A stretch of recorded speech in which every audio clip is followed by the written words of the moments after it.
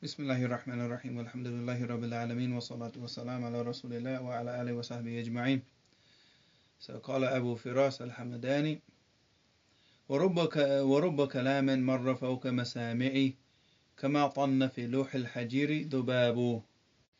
So this is something to pay attention to, because in the link that I shared with the people, it said ورب كلام مر فوق مسامعي كما طن في لوح الحجير ذباب. And it's luh, it's not loh, okay? And I'll explain why, because loh is like a tablet or something that you write on. Luh is the hawa, is the air, and it's the air of the hajir. And you'll understand it now, but just to make that correction, it's luh. كما طن في لوح الحجر ذباب.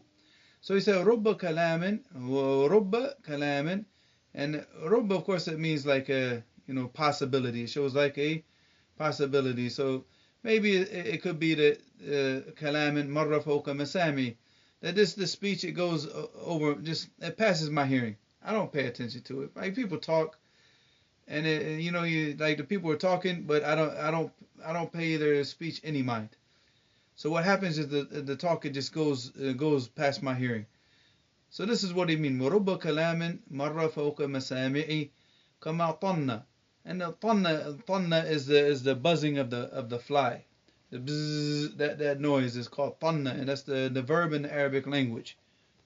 And the fi'l mudari' is yatinnu. Alright, and the masdar is tannan wa taninan. Alright, so tannan, okay, so yatinnu tannan, which is the sound of the fly, the buzzing sound of the fly. So he said, وَرُبَّ كَلَامٍ مَرَّ فَوْقَ مَسَامِعِ كَمَا طَنَّ فِي اللُّوحِ الْحَجِرِ. So luh here, like I said, it means hawa. So just like the fly, like the buzzing sound from the fly, the buzzing of the fly, it just passes through the air. It passes through the air of the hajir, al-hajiru. And of course, the hajir is the hottest part of the day. And this is the typical time. This is like right up, leading up to the dhuhr. Because dhuhr is after the zawal, once the sun comes up once it starts to lower from the highest point. So right before that point, when the sun is the highest in the sky, this is called the al-hajir. Al-hajir. And this was a time back in the days that the Arabs from before, they used to take the qaylula. So you see, like, the majority of the people now, they kind of sleep after dhuhr. But the Arabs from before, they would sleep at the hottest part of the day. They would rest at that time. Not sleep, because qaylula is not necessary that you sleep. Qaylula, it just means to take some rest, to go inside and relax and get out of the sun. Because obviously, especially in the desert climate, the sun is very, very, it's a beast, Allah musta'an. And you'll feel it. So that's what he's talking about. كَمَا طَنَّ فِي اللُّوحِ الْحَجِيرِ. So if anybody that's lived in any of the deserts, they know that time of the day, the hottest part of the day, there's not a lot of air. So he's saying that, like, the speech would just fly past my hearing, just like the buzzing of a fly in the midday air. Just how you could hear it from like far away. It just buzz, and just flies past you. So you pay it no mind. You just ignore it. So the same thing with the speech of a lot of people. He said, I just ignore it. I don't pay it any mind. And then he said, إِلَى اللَّهِ أَشْكُو أَنَّنَا بِمَنَازِلٍ تَحَكَّمُوا فِي آسَادِهِنَّ كِلَابُ. So he said, it's only to Allah subhanahu wa ta'ala that I complain. So this comes from the verb shaka, yashku, and we have like shakatin, wa shakwa, wa shakwatan, wa shakatin, and all of these different masadir that come with it. But generally what the people use the most is shakwa. Alright, shakwa. Alright, shakwa. Alright, and then of course shakawa, if we're talking about the plural form. So it means a complaint. So he said, إِلَى اللَّهِ أَشْكُو أَنَّنَا بِمَنَازِلٍ. So it's only to Allah subhanahu wa ta'ala that I complain to. That verily we're in a place, we're in this place, we're in this dwelling, in these houses, in this place. تَحَكَّمُوا فِي أَسَادِهِنَّ كِلَابُ. That where the dogs where the dogs are ruling over the lions. And he's talking about, if you see like how society has become. Society now is because like where he's talking about the people of desires and everything, where it's the people of desires now are they're the ones are controlling the noble people. So now you see that the dogs now are ruling over the lions. And this is what he's saying. تحكموا في أسادهن كلاب. You know, where the dogs now are ruling over their lions. Allahumma musta'an. And this is exactly what you see today. You saw it in the time of Abi Firaas, and you see it even till it's just getting worse and worse as the time goes along. If you look at the majority of the rich people, the people that really have control in the world, the people that have power, and they I guess you could say they have the appearance of like controlling the affairs of the world, which they don't, because only Allah subhanahu wa ta'ala controls everything. You see the majority of the people, they're just people of desires. Their only ambition is to gain more power, to gain more money, and that's it. They're not trying to bring about good of society. They're not trying to do anything. So this is what you see nowadays. And it's not just we're not talking about just on a government level. It's not just on a government level. It's everything. You go to like right now, even like companies and the management and leadership and all these different and everywhere. Look at the masajid and look at everything. Look at everything around you, and see the people that are in control of it. Like a person will go and study the religion. All right, study the religion for years and years and years and years. Come back to America, and he works. He's an imam in a masjid, right? Who's the decision maker in the masjid? These board of directors. They have no knowledge of Islam. And they're telling him, the person who studied Islam, what he can talk about, what he can't talk about, what he can do, what he can't do, what he has to do. They're the ones that like يتحكمون فيه. So Allah musta'an, تحكموا في أسادهن كلاب. This person went out and studied his religion and gave up all the comforts of life. While these people lived in, they maintained their comforts. All they did was they were seeking the comforts of life. That's what they were doing. That's how they ended up getting all the money to buy these big masajid and to control everything. These are not the types of people that were like focusing on the deen and the akhirah. They were concerned with like building a nice house. And then once they got established and they got all the money, they said, oh, let's build a masjid. Let's do this. But at the same time, look who's in control. They don't allow the imam to talk about what he wants to talk about. This is the person who studied. So Allah musta'an, like he said, إلى الله أشكو أننا بمنازل تحكموا في أسادهن كلاب. Then he said تمر الليالي ليس للنفع موضع لدي ولا للمعتفين جناب. Okay, so he said تمر الليالي, like the nights pass. So many nights pass. ليس للنفع موضع, and there's no place where I can benefit. Like there's no place for benefit, because you see like the majority of the people that have gone astray, the people's focus is not on knowledge, it's not on building character. There's no benefit. There's no benefit that you so many nights pass and you just find no benefit. Just like if you were, everybody I think has gone through this nowadays. Allahumma musta'an. I think this is a complaint that everybody has. When you're trying to find like knowledge and you're trying to find this thing that you're looking for, something that's going to make you a better person, and just day after day after day you can't even find it anymore. Allahumma musta'an. You really have to search for these things. He said لدي, of course this is موضع لدي, with me. ولا للمعتفين جناب. This word معتفين, it goes back to the word اعتفاء, and it goes back to العفا, which is العافية. Which المعتفين, الاعتفاء, it means a person that he comes to ask for something معروفه, whatever belongs to him, whatever is, it says اعتفاه أتاه يطلب معروفه. Alright, it's also used for ibl, but in this case no, it's not. So it's لدي ولا للمعتفين جناب. Janab is like a nahiyat shay, like a corner of something, or it can also be like an opening in a house, an open space in a house or whatever. So he has like there's no space for him, no place for him, no place for a person who's coming to ask for his rights, or ask for what he needs, or ask for anything, any type of benefit. because in this society there's no room for this person anymore. So he said, so basically that's what he said. تمر الليالي ليس للنفع موضع ليس للنفع موضع لدي ولا للمعتفين جنابه. There's no space in society for a person who's looking for benefit, a person who's looking for the ma'ruf, for the correct and upright behavior, for the things that are good and proper and noble. Everything now is just it's either political or it's just foolish. It's foolish behavior, or it's just everything gets caught up in politics. So Allah musta'an.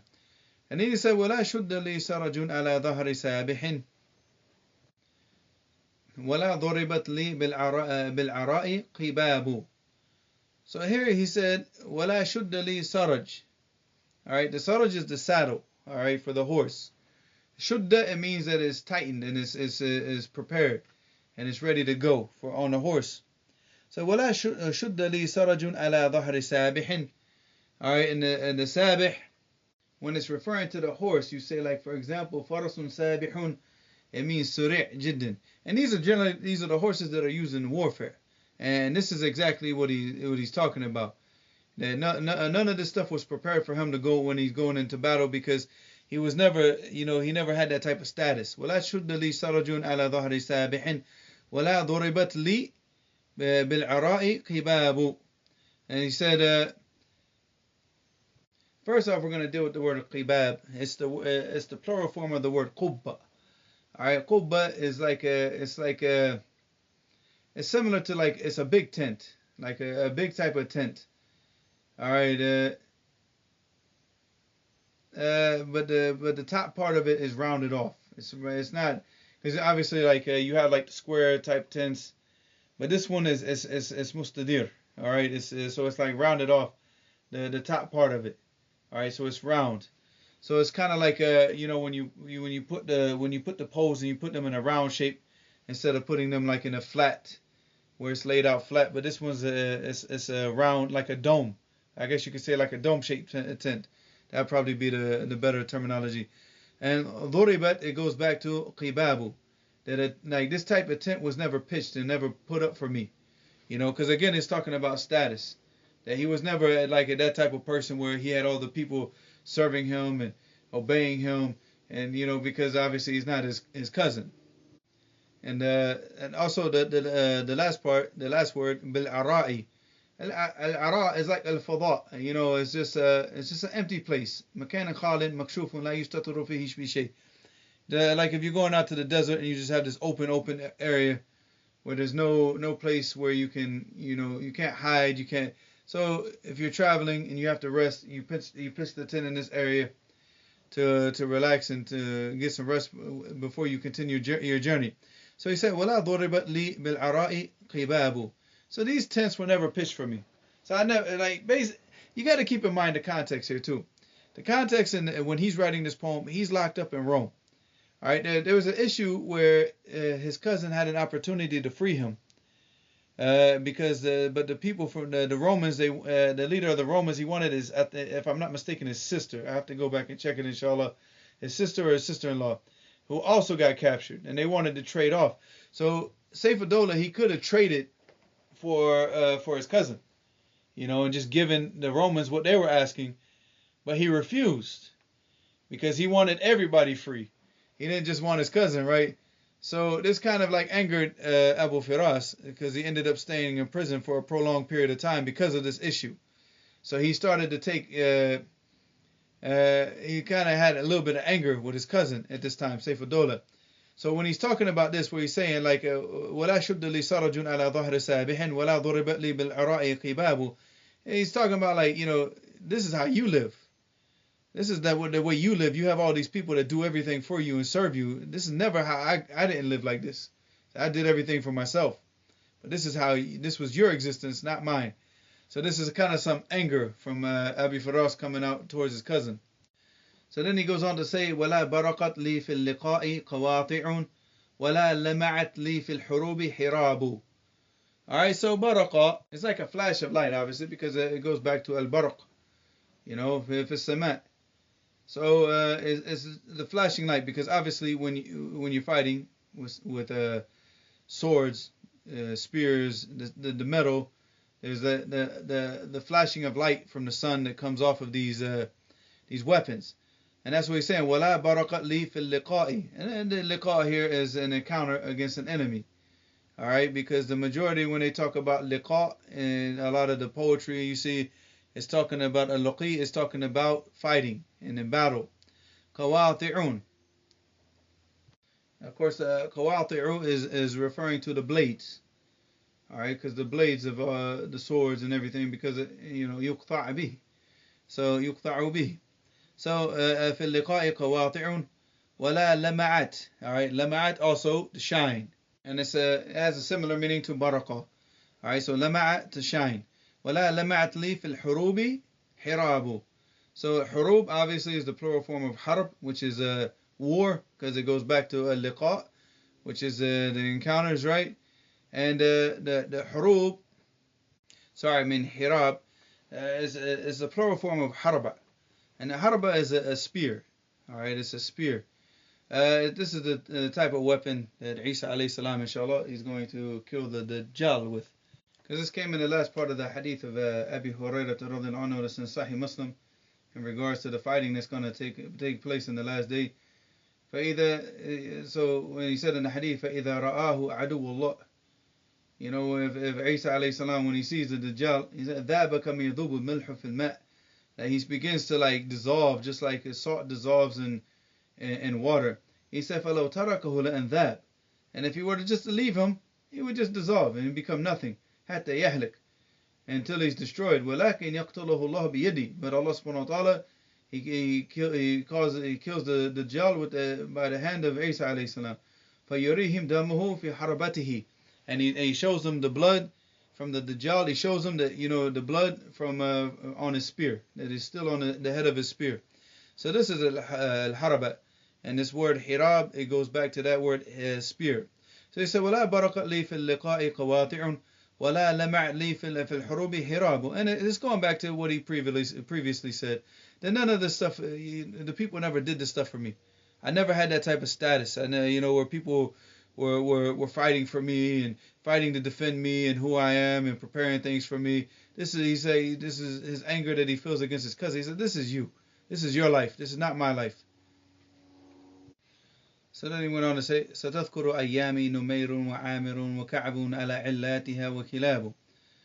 So what he mentioned here are different tribes of the Arabs. Numair, Amir, Ka'ab, Kilab. These are all different tribes. So he said that, these tribes, سَتَذْكُرُ أَيَّامِي, the days. When he's talking about the ayyam, he's not talking about the days, because obviously ayyam is the plural form of yom. But when somebody says satadhkur ayyami, it means the actions that I did in those days. The actions that I did in those days. So he says satadhkur ayyami, all of my actions, they'll be remembered by Numair wa Amr wa Ka'ab ala illatiha, in all their different circumstances. Illatiha wa kilabu. So all of these tribes, they'll remember my actions. They'll know who I am. They'll know what I've done. So all of this, basically, what you're doing, I might not be recognized with you and in the government and everybody, but these people, these tribes, they'll remember everything that I've done. And this is how they're going to remember him, because he mentions that in the next line. He said, أنا الجار لا زادي بطي عليهم ولا دون مالي للحوادث باب. He said, I was the jar, I was the neighbor of all these, because not just the neighbor as far as the neighbor, but you also have neighboring tribes. So I was the neighbor, la zadi. All right, and zad, of course, it goes back to the provisions. When like Allah subhanahu wa ta'ala said, وَإِنَّ خَيْرَ الزَّادِ عِنْدَ اللَّهِ تَقْوَى. Oh, sorry. فَإِنَّ خَيْرَ الزَّادِ التَّقْوَى. Where Allah subhanahu wa ta'ala said, وَتَزَوَّدُوا. Talking about going to Hajj. وَتَزَوَّدُوا, before you go on Hajj, because of course this was sit down because a group of the people from Yemen, they said, we're going to go to Hajj and we're not going to take any provisions with us, we're just going to rough it out. And Allah subhanahu wa ta'ala told them, وَتَزَوَّدُوا, take provisions with you. فَإِنَّ خَيْرَ الزَّادِ التَّقْوَى. But the best provision that you can take with you is obedience to Allah subhanahu wa ta'ala. Because what happened is the people, they got to the haram, and then they had to beg from the people and rely on the people because they had no food, they had nothing with them. So and of course this is not beloved by Allah subhanahu wa ta'ala. So Allah subhanahu wa ta'ala told him, وَتَزَوَّدُوا, take provisions with you. So this is the zad. The zad are any provisions that you take, especially for your journey. Okay, for your journey. So he said, أَنَا جَارْ لَا زَادِي بَطِيٌّ عَلَيْهِمُ, that I'm not slow in providing for these people. Like for the people that are around me. Whenever I have something, I give it to them quickly. I'm not slow in helping the people out and providing for them. So this is how they're gonna remember me. He said, وَلَا دُونَ مَالِ لِلْحَوَادِثِ بَابُ. So then he said, and neither also was the door of any of the changes of the times, because you have the ups and the downs. So in these times, that door to these different hawadith, it was never barred, it was never locked to my wealth. It was always open to the people, no matter what the situation. So he was always the type of person that he was never slow, and he was never slow to help people. And no matter what his situation, whether he's up or down, he was always like the door was always open for the people, to get that assistance. This was the type of character that he had, and he's telling this to his cousin, because he said, "This is how I've always been, but now you keep closing the door on me." Again, it goes back to the relationship with his cousin. But regardless of the situation and what he's talking about, these are definitely character traits that we should have. I mean, you find these character traits a lot amongst the people from before, where they had, you see, and so alhamdulillah, you still see it a lot with the people today. You see it more in poorer countries. You don't see this type of behavior a lot in the more developed, richer industrial nations. But in the poorer countries, you see this. You see a person, he barely has anything, but he's always quick to assist every single person. Even with this last bit of money, if somebody came and sought assistance from him, he would help them out. These people still exist, although alhamdulillah, Allah musta'an, it's rare. I mean, alhamdulillah, they still exist. But we ask Allah subhanahu wa ta'ala to assist us, because these people are very, very few nowadays, and they're very, very rare. But they do exist in very small numbers. But you see, the people of the past, these were the qualities that they boasted about. And no matter what his situation was, the door was always open. He'd be helping the people, and he'd always provide for the people quickly. He's never slow in providing for the people and giving them the things that they needed. He's always quick.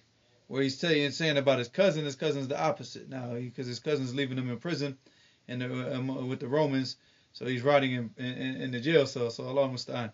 So inshallah نكتفي بهذا القدر إن شاء الله. وإلى هنا سبحانك اللهم وبحمدك أشهد أن لا إله إلا أنت أستغفرك وأتوب